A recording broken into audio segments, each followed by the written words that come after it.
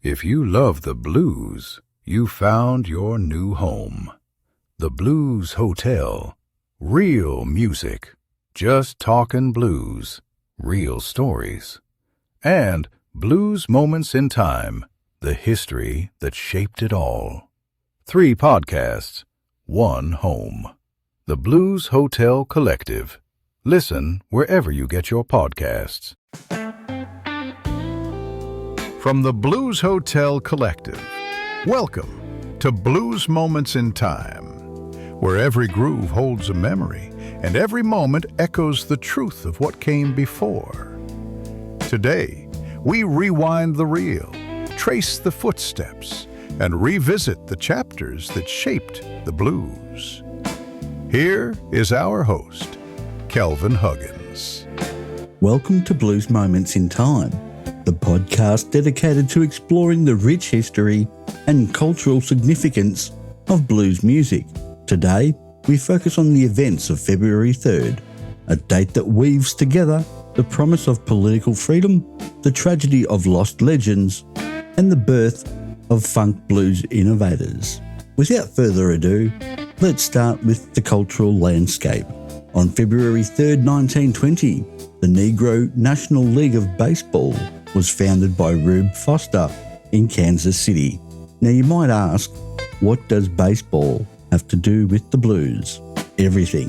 The Negro Leagues and the blues circuit, often called the Chitlin Circuit, were twin pillars of black economic life in the early 20th century. Blues giants and basketball stars travelled the same hard roads, stayed in the same segregated hotels, and entertained the same communities. It was a world where resilience and excellence thrived despite exclusion, a theme that is the very heartbeat of the blues. Now, decades later, on this same day in 1956, Autherine Lucy became the first black student to enroll at the University of Alabama. Her bravery marked a pivotal moment in the civil rights movement, a struggle that many blues artists of the 50s supported through the subtext of their songs, demanding dignity in an unjust world. Now let's turn our attention to the political climate. We have to look all the way back to February 3rd in 1870. This was the day the 15th Amendment was ratified, granting African American men the right to vote. It was a moment of immense hope. Yet the subsequent betrayal of that promise during Reconstruction created the harsh reality of the Jim Crow South. It was in this crucible of disenfranchisement and sharecropping that the field hollers of the 19th century began to harden into the 12-bar blues of the 20th. The blues was, in many ways, the emotional soundtrack to the broken promise of the 15th Amendment. Now, of course, no discussion of blues history would be complete without exploring the music itself. February 3rd gives us a snapshot of the genre's evolution. In 1955, the king of Chicago blues, Muddy Waters, stepped into the studio with Little Walter and Willie Dixon to record My Eyes, Keep Me in Trouble, capturing that gritty, amplified sound that changed the world.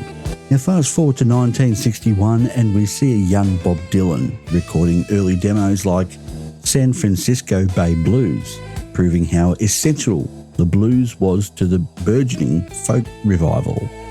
And then a curveball.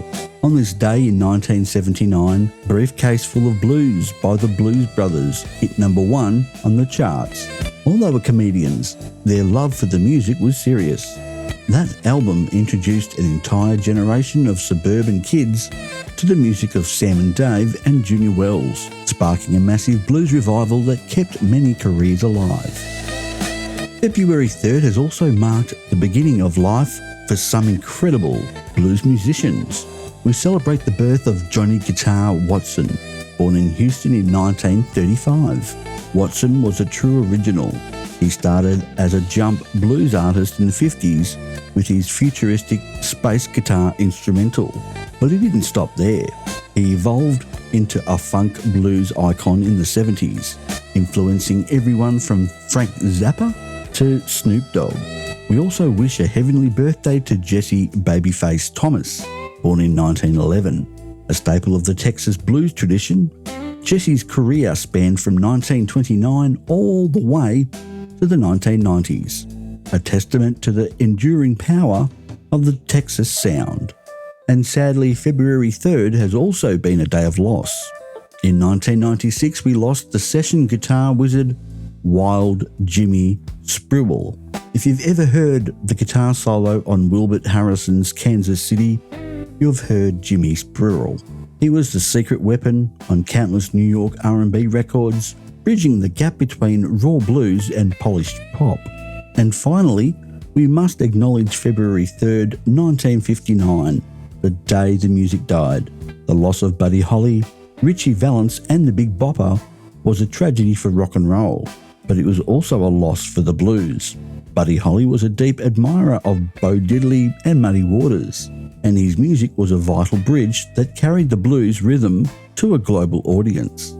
Now that's all the time we have for today's episode of Blues Moments in Time. Join us next time as we continue to explore the fascinating history of the blues.